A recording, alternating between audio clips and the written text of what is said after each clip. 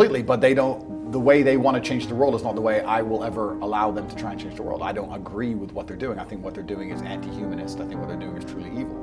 And I won't sell my soul. They can't convince me to sit and tell the children what they want the children to believe. And normally when you sign a contract and you become a music star or a sports star or whatever, you shut up because you have sponsors, you have money, you can get canceled, etc. You have to be quiet. And I'm not in that position. So they try and get a degree of leverage over you. I've had very strange offers. Can you share any of them? I had phone numbers appear from nowhere, WhatsApp conversations. I have no idea who this person was or how they got my number, inviting me to very private parties in very private places. I had my own phone calls played back to me. I've answered the phone before, and it's a recording of me on the phone, and that's all it is. Wow. And I probably shouldn't say these things on YouTube, but this is the reality of the world I'm now living in. So, yeah, there's things that have happened that have been like, Andrew, you better shut up. But I don't think I'm actually saying anything that's detrimental. And if this is watched by anybody influential, all I'm trying to do is teach men to be true to themselves and be true to the power that's inside of them, God-given. And I think that the world will always be a better place in the end that way. And I'm also very understanding that societies to a degree need to be controlled. Obviously, you can't have every secret out there in the open. But I think that the direction that the West is going especially is truly evil. And I think that somebody needs to stand up and talk about it. I think the things... So first things first, I want to get very, very clear that Logan Paul is absolutely and utterly a tool of the Matrix. He's a bought and sold individual with no soul. He doesn't stand up for anything and he doesn't mean anything he says. He gets pieces of paper from Susan or whoever else telling him what he's allowed to say on his channel to retain it. You believe that? 100%. Not only do I believe it, he's proved to himself. He will flip-flop on any issue. He can be bought and sold. The dude's a bitch. Logan Paul is a bitch, and I will say that here publicly. If anyone wants, I'll fight him for free. The guy's an idiot. No money needed to fight Logan Paul. Logan Paul doesn't believe in any of the things he says. Logan Paul is a man. If you ever were unfortunate enough to consume his content, I get sent clips of it all the time by people mocking him. As soon as something comes out, whether it's Harry Styles wearing a dress, whether it's Lil Nas twerking on the devil, whether it's this, he just sits there and goes, yeah, this is great. Yeah, this is great. He is a talking piece. He is the mouthpiece for the agenda. The people have come along, people who are trying to force a narrative, and they said, look, we need to have some degree of control over the exact demographic that Tate has control over. We're going to use Logan Paul and attempt to use him. And he sits there and just purports the bullshit points of view that the whole Hollywood establishment want him to report. He doesn't believe in the things he said. He's told what to say. And because he was canceled before and it emotionally destroyed him, he sat on camera crying his eyes out like a little girl instead of being a man about it. He is so fearful of the mob, so scared of being canceled again, that he's gonna sit there and say anything he's told. He doesn't believe that shit. Before I was canceled, him and his boyfriend Mike did endless videos supporting me, laughing about me, saying how funny I was, tagging me on Instagram, inviting me places, etc. Second I'm canceled, they flip reverse it and shit themselves because they don't want to get canceled too. They are children. That's all they are. So Logan Paul's a bitch. That's the first thing about Logan Paul. And what's actually been interesting about this whole cancellation thing is it hasn't negatively affected me in any serious way because I've been saying on podcasts for years, I know a cancellation is coming. I knew it was coming. I knew that as I got more popular and more powerful to a degree that it was going to come. But what it has done is it has awoken the world, to anyone who's perspicacious enough to pay attention, to learn which individuals out here in the social media space actually have character and believe what they say, and which are completely bought and sold and are tools to the Matrix. The people who have decided to stand up for me and say, no, this is bullshit, are people who have, to some degree, credibility. You know, this is people who say what they truly believe. But the people who were totally a fan and then post-cancellation shit themselves in 180 and to get a new piece of paper to talk from, that should tell out the public out there exactly who's controlled and whether these people have a genuine narrative that they're trying to report on the world. And it's interesting. Logan's one of them and there's a few others. But I'm glad it happened just for that alone. Because it's actually very clear, if you go to Logan Paul's last podcast where he's discussing me, all of his fans, and we'll talk about fans and viewers in a minute because I think they're very different things. All of his fans, which he has none of, all of his viewers are sitting there and saying, bro, you're a fucking bitch. Like everyone, all of his own watchers are calling him names because it's so transparent and so obvious what he's doing. Fans versus viewers. Fans versus viewers, very different things. So he doesn't have any fans, he has viewers. And Susan and the Matrix and the people in charge of social media companies are like, okay, we've set our media machine. Let me ask you guys questions as professionals. Let's assume, as professionals, Let's assume what I'm saying is correct. Let's assume that the social media companies, when they banned me, set their media machine to all release thousands of news articles at the same time, trying to convince the world I'm an evil man. If they had that degree of power and influence, which I think we can all probably agree they do, don't you think they'd take their number one talking piece to the demographic, which is my fan, and give him a piece of paper and tell him what to say?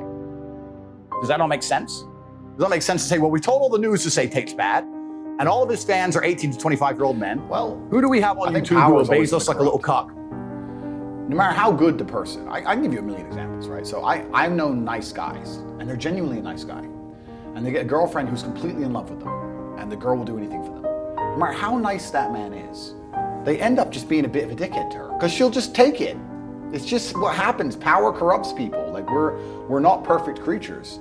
And I think when you start getting mass amounts of influence and power, it's very normal and natural to get to a point where you just want to be completely and utterly obeyed. And also there's a huge ego trip. And when I say ego, people think, oh, that's a bit of a juvenile way to boil down the world. But I don't think it is. I think that if you're born into a billionaire family and your family's been important since the dawn of human time, that you get a massive ego trip from people complying, and people not complying is a big deal to you, right? You're king. Look at the olden days. If you looked at the king wrong, he'd chop your head off, right? So if you sit and if you come along and give some ridiculous rule, let me make up a fake scenario. Let me make up something totally ridiculous. Let's imagine that everyone was suddenly afraid of the common cold. And let's imagine we told people to wear a mask when they walk in a restaurant, sit down, take it off, eat, put it back on to stand up and go toilet, come back, take it off to eat, to save lives. Let's just do some hypothetical, right? Everybody knows there's no medical backing for that. Everybody knows that's absolutely ridiculous. So why would you do that? Well, you do that to force people to comply so you can sit around and go, that's it. What else is going to make somebody at that level happy besides an ego trip? You think money's going to make them happy? You think you can buy a Ferrari and smile? These people print money. They're above money, right? And they believe, well, I won't say quite rightly, but I understand why they believe it, that they're better than everybody else. They believe that they're literally a different species than everybody else. We're peasants, we're ants. We're nothing to these people. So if they tell you to do something, you better do it. So if you stand up and say, that's dumb, then they go, whoa, whoa, whoa, who's the big mouth? Oh, this ant's smart. And they'll find a way to check you. And if you're an ant that stands up, and then a whole bunch of other ants stand up with you, well, that's where the problems come, right? That's why they got Socrates. You know why Socrates died? I'd love to hear. He was arrested, and he ended up poisoning himself and killing himself because they were going to execute him. And he was arrested for corrupting the youth because he was convincing the youth to think about not joining the military because the wars were pointless. So corrupting the youth is why Socrates died. If you make the youth think, you're an enemy to the establishment. It's always been the same. Do you not go to bed at night sometimes and shit yourself? Yes. Yes. But at this point, I've now made a decision to stand true to my morals, to stand true to God, and genuinely be a force of good for the world, and genuinely try to make people do good things to other people. And if I'm not going to stop doing that, so if I'm going to die, I'm going to die. It's like being in a plane crash. What can you do? The plane's going down. What are you going to do about it? You can scream and be a girl about it, but the plane's still going to crash. So it's kind of not defeatist. It's kind of like you come to terms with the scenario. Am I going to sell my soul and live longer and have less of an impact on the world and know that I'm aiding the devil in its intentions? Or am I going to live a shorter amount of time and do my absolute best to be a positive force for the world and be remembered as such? And I think that God will reward me for that. So it's just, you come to terms with the reality that there are enemies too powerful to fight, and there's nothing you can do. So you said that a lot of influence and power can create ego. I didn't say can create ego. I said these people are absolutely and utterly deeply egotistical to a level that an average person can't possibly understand. Wow, okay. So has your power created that in you? Completely. But when I met you, you were really nice and humble, and we were chatting. And so would they be, right? But if I had an employee and I said, do this, and they said, I ain't doing that, but well, then you're fucking fired. Oh, but I have to pay a mortgage. Don't care. Bye. I can turn ruthless just like anybody else, right? Well, a lot of people can't, can they? Well, but you don't become powerful if you can't be. Yeah, yeah. This is the unfortunate reality, is the people who become most powerful in the world are the people who have the capability to be ruthless. This is what it is. Power is only attractive to people who want to yield it. Why would you want power if you're not going to wield it? Why would you want a sword if you never take it out, right? If you give a guy a gun, he's going to, even if he doesn't want to shoot you when you wave it around a bit, you're just going to put it in the drawer and close it and never touch it again, right? So the people in life who never try to become powerful, maybe they're the ones who could sit and say, I wouldn't do that, well, but you're never going to be powerful, so who cares? The people who aim for power and crave power, they crave it to use it, right? And I'm not saying that I'm any better than these people who are in charge of the world. I'm sitting saying this is human nature to a degree. I try my very best to live true to God, and I know that I try and do good things. But the people in charge of the world perhaps believe that their ideas are good. They're opposite to mine, right? So they may have the idea that we should teach children about sex at 3 years old. I believe we should leave the children alone. They believe their idea is good. I believe my idea is good.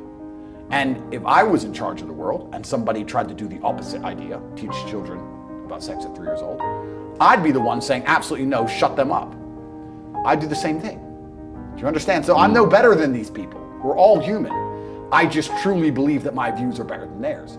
But they believe the same the opposite way around. And that's what's so difficult about it. That's what's so sad about the world. If you look at any war, it's never good guy versus bad guy. Everyone has their opinions, right? But it's always a gray mess of some guy's got a good point, the other guy's kind of got a good point. Everyone's half good, half bad, and that's the unfortunate reality of Earth. So, yeah, it's a strange one. But I absolutely, completely will sit here and say, yes, if I had absolute power, then I would wield it completely, just like they are.